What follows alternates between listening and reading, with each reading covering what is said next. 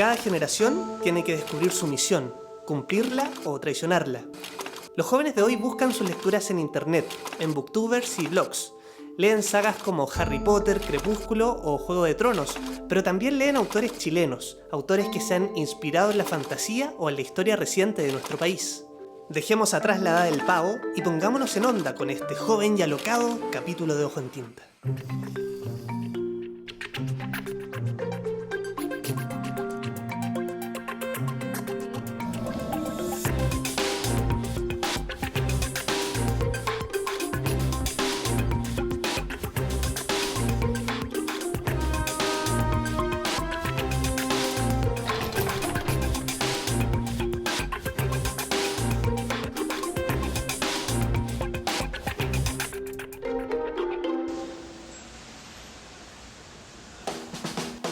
Cuando recién llegaba la fiebre por la literatura de vampiros a Chile, Rebeca San Román ya tenía lista su novela Sinfonía Eterna, una historia de universitarios ambientada en un lúgubre Santiago. El ambiente para conversar con Rebeca no podía ser mejor, un frío día de lluvia en el Museo Colonial de Santiago. Rebeca, ¿has visto al padre Alejandro? Me gustaría confesarme.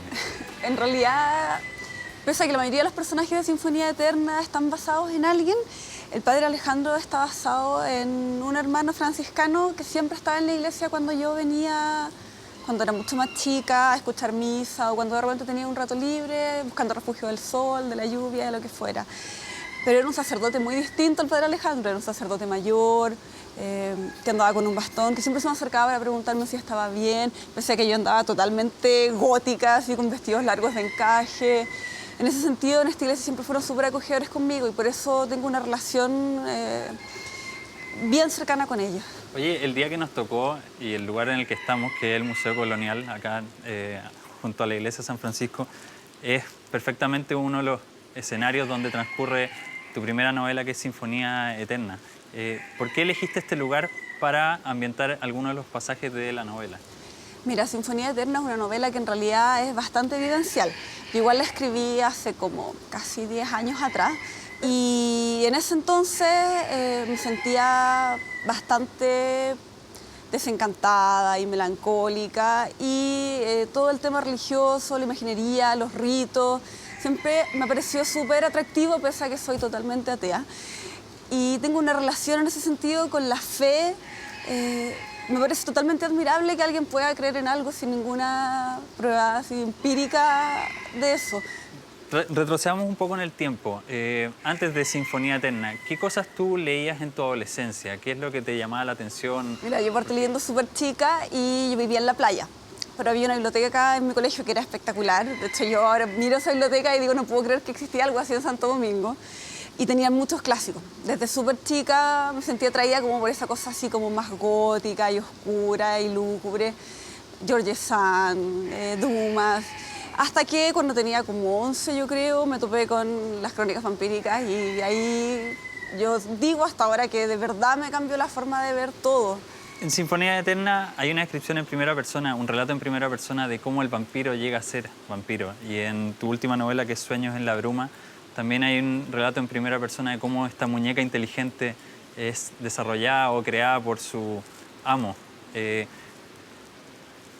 Utilizando la misma, digamos, dinámica, ¿cómo se forma la escritora Rebeca?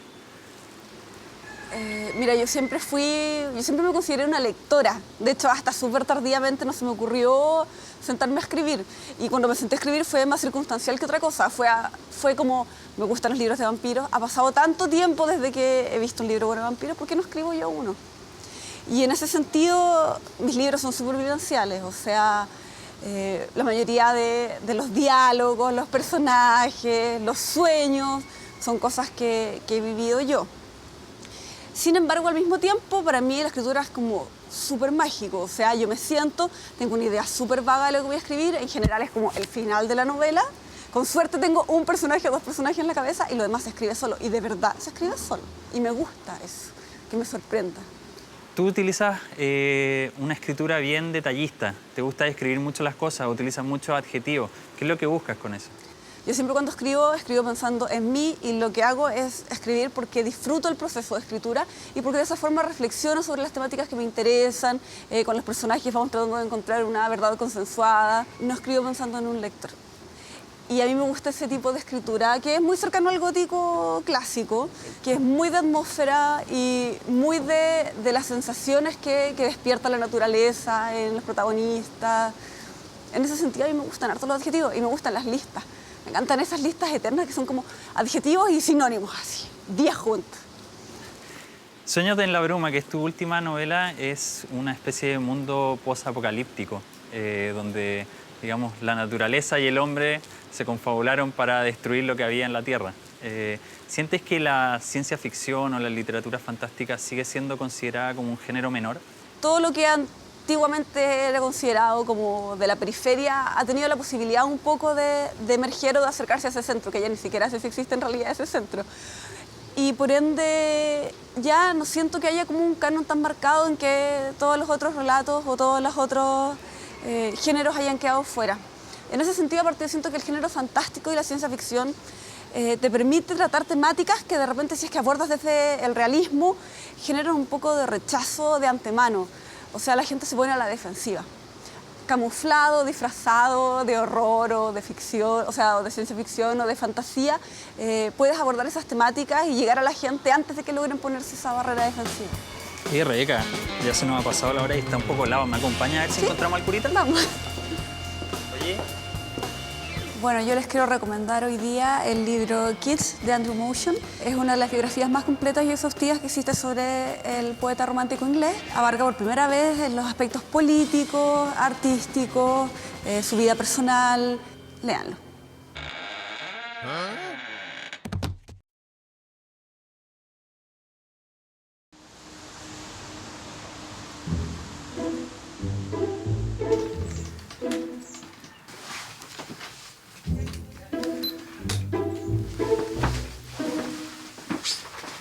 Hola, mi nombre es Laura y esto es el canal Muchacha Ojos de Papel.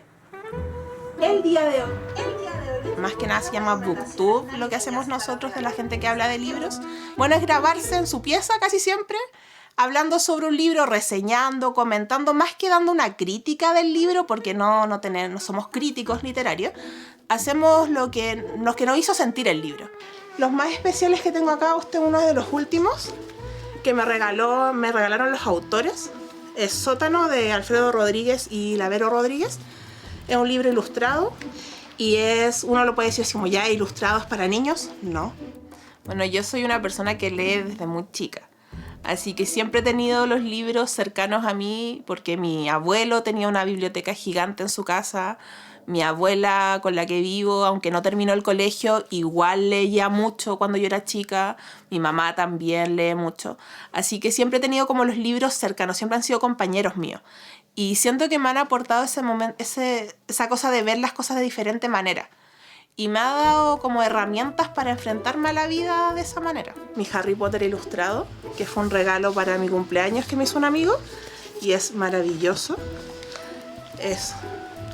Verlo así. Y va a ir saliendo uno al año, así que va a ser como rememorar lo que sentía yo cuando leía Harry Potter cuando era chica, que iba saliendo uno al año. Esto va a ser lo mismo. Así que es como la joya de mi corona. Y también súper importante otro Harry Potter, que es el primer Harry Potter que tuve. Leo bastante fantasía y novela gráfica. Es lo que más leo usualmente. Ahora leo harto juvenil, como contemporáneo, pero porque esas son las cosas como que mandan las editoriales o lo que yo elijo de leer de ciertas editoriales. Mi abuela La Loca, que me lo regaló el Chascas Valenzuela cuando vino a Chile este año. Y también es como súper especial porque lo tengo firmado por él y me lo regaló él y fue como... Yo antes nunca había leído nada de él y esta última filsa que hubo el año pasado, me compré casi todos los libros de él, me los firmó y fue bien especial esa vez. Acá es donde edito los videos. Un computador que está pero destruido totalmente y que ahora está sin batería. Muy bien. Lo veo bien, siento que está como creciendo esto de YouTube. Sobre todo, bueno, YouTube ya creció, ya es grande. Pero Booktube puede ser como más grande, las editoriales se están fijando más en la gente cualquiera que pueda hacer una reseña en YouTube o en un blog. O sea, yo prestaba libros y antes era muy pro de prestar libros. Era como, si yo leía un libro que me gustaba mucho, iba y decía como, porfa, tenéis que leer este libro, y se lo prestaba. Hasta que me devolvieron un libro roto, me devolvieron un libro como todo ajado, así que fue como, ya, no voy a prestar más mis libros. Y solamente a la gente que yo sé que cuida mucho y que quiere tanto los libros como yo, les puedo llegar a prestar un libro. Pero la mayoría de las veces no lo presto. Y si me dicen así como, oye, préstame un libro, digo que no. Leo cuando tengo tiempo. O sea, hay veces que no leo nada en el día y trato siempre de leer algo, pero cuando no tengo tiempo no leo nada más y tampoco me obligo a leer. Es los fantásticos libros voladores del señor Morris Lesmore. Este se ganó un... Este era un corto animado que se ganó un Oscar. Y es así. Cuando hicimos un concurso con la SNBP para nuevos booktubers y un chico que era como muy amargo dejó un comentario diciendo que el arte de leer se había perdido y que estábamos como farandulizando los libros.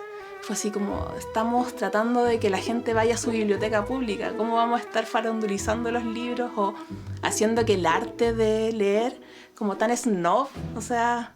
Todo el mundo puede leer, no te vuelves especial por leer, no te vuelves raro.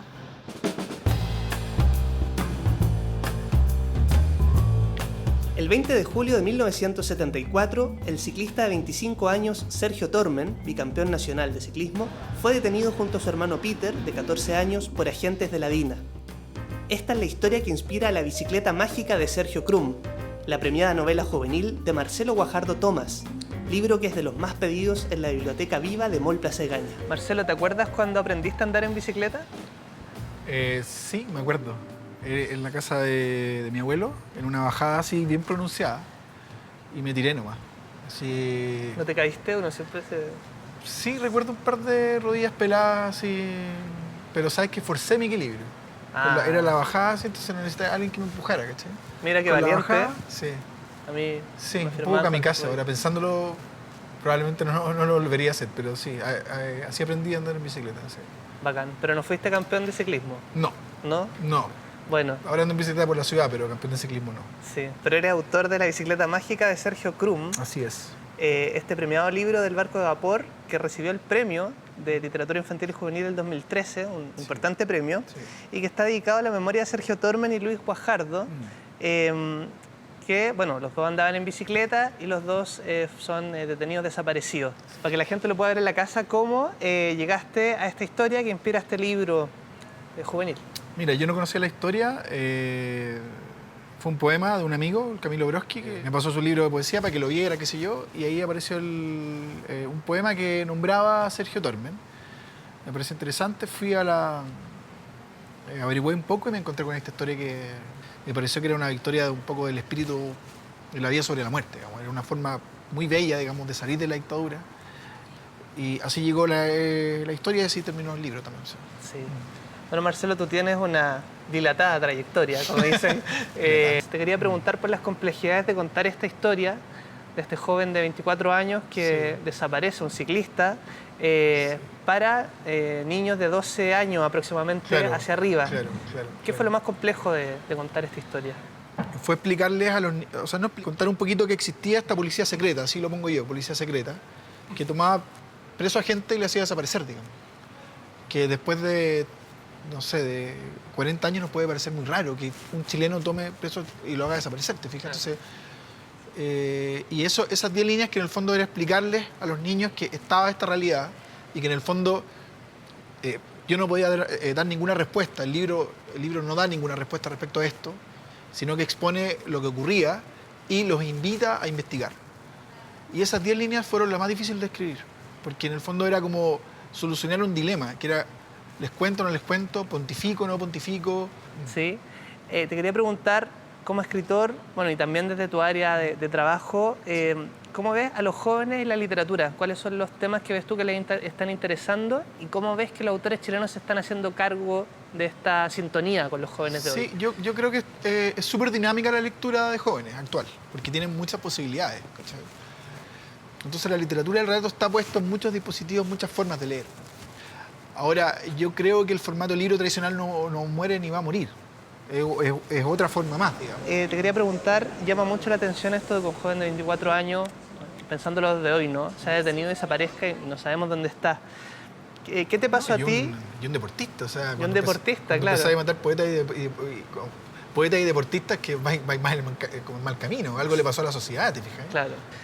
¿Qué te pasa a ti con la sociedad chilena? ¿Cómo ve el periodo de la dictadura militar? ¿Hay como miedo a recordar o...? Bueno, este es uno de los pocos libros que como para la edad, para 2 años, que toca el tema.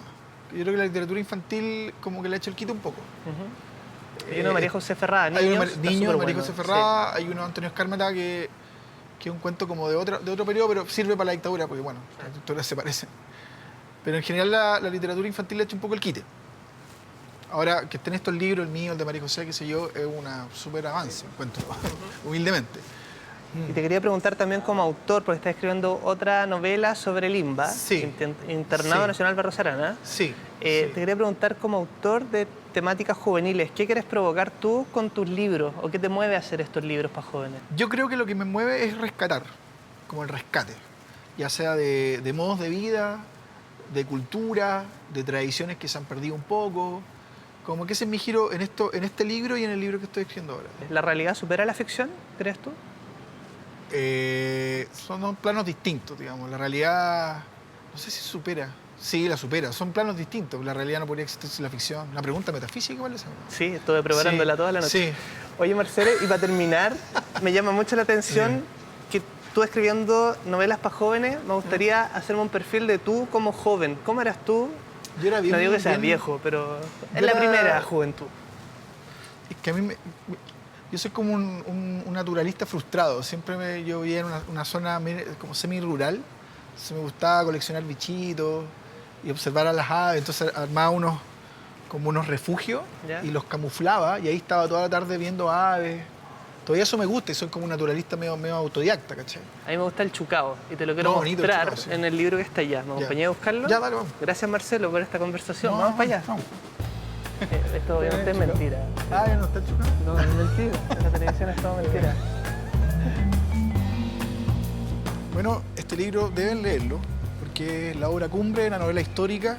Es como si un anciano de la tribu nos estuviera contando en la noche, rodeando una fogata, nos estuviera contando un cuento. Es un ritmo pausado y no se puede dejar de leer. Así que yo les recomiendo La Guerra y la Paz de León Tolstoy.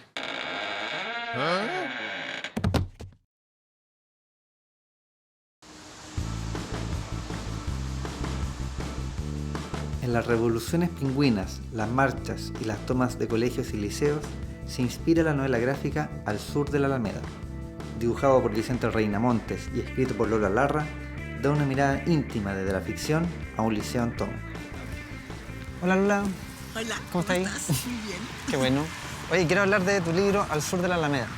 Me gustó mucho, es el diario de una toma de la Revolución de Estudiantes Pingüina del 2011. Estamos justamente en un lugar emblemático. Y me gustaría saber cuándo descubriste que este era un buen tema para una novela de estas características, novela gráfica. No sé si... Creo que nunca lo supe bien si era un buen tema o un mal tema. No pensé en eso, pero sí tenía ganas de contarlo.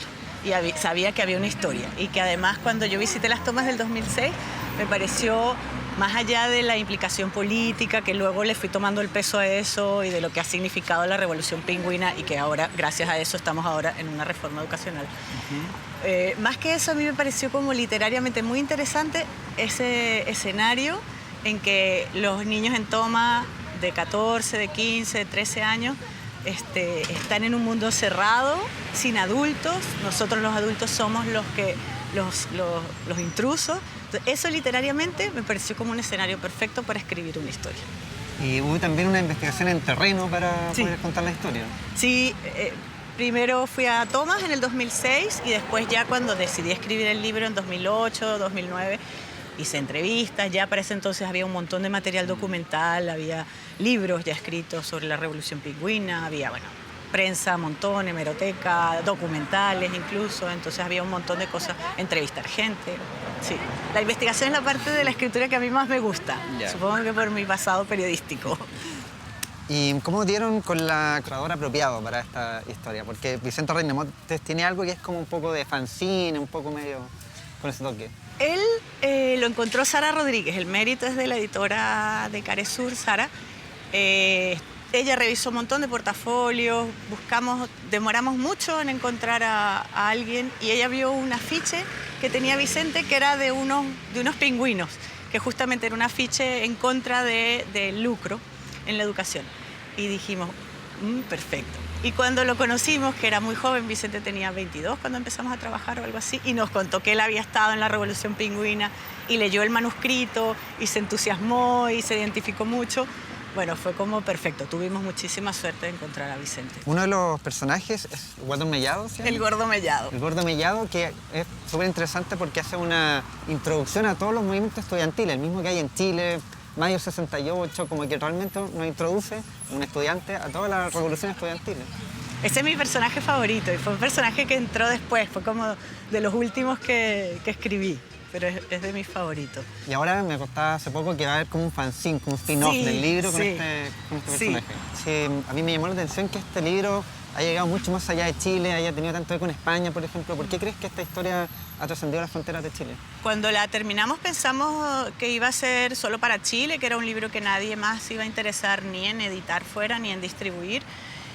Y curiosamente los editores en España dijeron sí, nos interesa. Dije, bueno, qué raro, además lleno de palabras chilenas, una cosa tan chilena.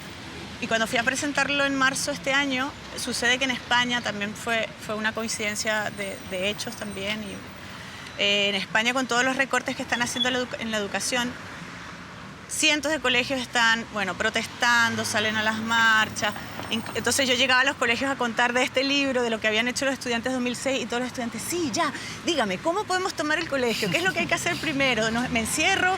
¿Me encadeno? Entonces estaba como efervescente, ¿no?, el tema. O sea, lo mismo en Colombia, en que estuvimos ahora en septiembre. En Colombia también quieren promulgar una ley que permita el lucro en la educación. Entonces está la cosa muy revuelta en todos lados y bueno, por eso yo creo que ha tenido eco. Y bueno, y porque el libro es muy bonito, porque las ilustraciones de Vicente son buenísimas, ¿no? Entonces, sí. No, indudablemente creo que es un libro que va a durar mucho tiempo por el amor que siempre presente y por las revoluciones que siempre se repiten. Ojalá. ¿Te invito a tomar un helado? ¿Ya? Sí, que hace calor. Este es Lota, 1960, un libro que recomiendo mucho y es uno de los ejemplos de la fuerza